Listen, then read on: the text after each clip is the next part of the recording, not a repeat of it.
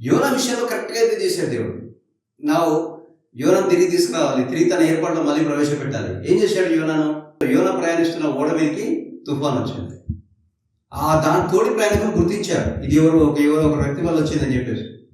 అవునా?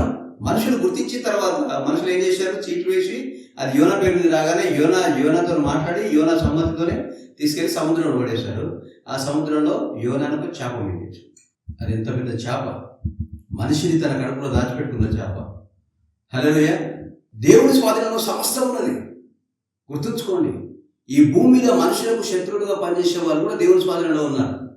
వాళ్ళు ఈ చేప లాంటి వాళ్ళే. వాళ్ళు ఈ భూమి మీద ఉండే అప్పులు, ఈ భూమి మీద ఉండే రోగాలు, మనుషులకు వచ్చే కష్టాలు, మనుషులకు వచ్చే ఇబ్బందులు, రోడ్ల మీద జరిగే ప్రమాదాలు, ఇవన్నీ కూడా దేవుడు చెప్పినట్టుగా జరుగుతాయి.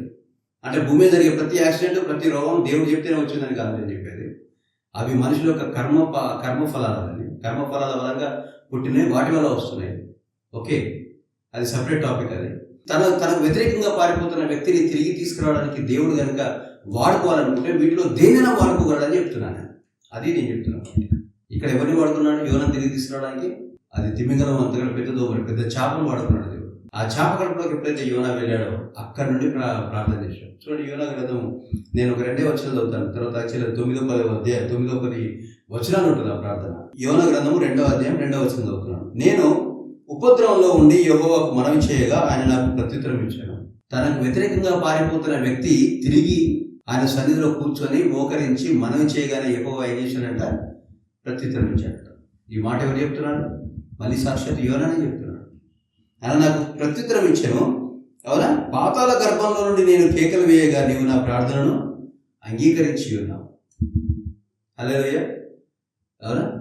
ఏం చేశాడు? మళ్ళీ అతని ప్రార్థనను అంగీకరించాడు దేవుడు. నీ ప్రార్థన కూడా అంగీకరిస్తాడు దేవుడు. నువ్వు ఎక్కడున్నావో, ఎంత దూరం ఉన్నావో, దేవుని ఏర్పాటేంటో, నువ్వేం చేస్తున్నావో, నువ్వు మోకరించి దేవుని సన్నిధిలో ప్రభువా నన్ను అంగీకరించమంటే అంగీకరిస్తాడు. ఇదిగో నా పరిస్థితులు ఎలా ఉన్నాయని చెప్పేసి నీవు మనవి పెట్టుకుంటే ఆ మనవిని ఏం చేస్తాడు దేవుడు? దాన్ని విని దానికి ప్రత్యుత్తరం ఇస్తాడు. హల్లెలూయా! నేను యోనా చేసిన పని నేను చేశాను. ఎంతసేపు రియల్ ఎస్టేట్ అని, డబ్బు అని, తర్వాత ముందు ఇల్లు సంపాదించుకొని, వాటిని సంపాదించుకొని, పెద్ద పెద్ద బంగ్లాలు కట్టుకున్న తర్వాత సేవ చేద్దామని చెప్పారు. 2.5 కోట్లు అప్పైంది నాకు.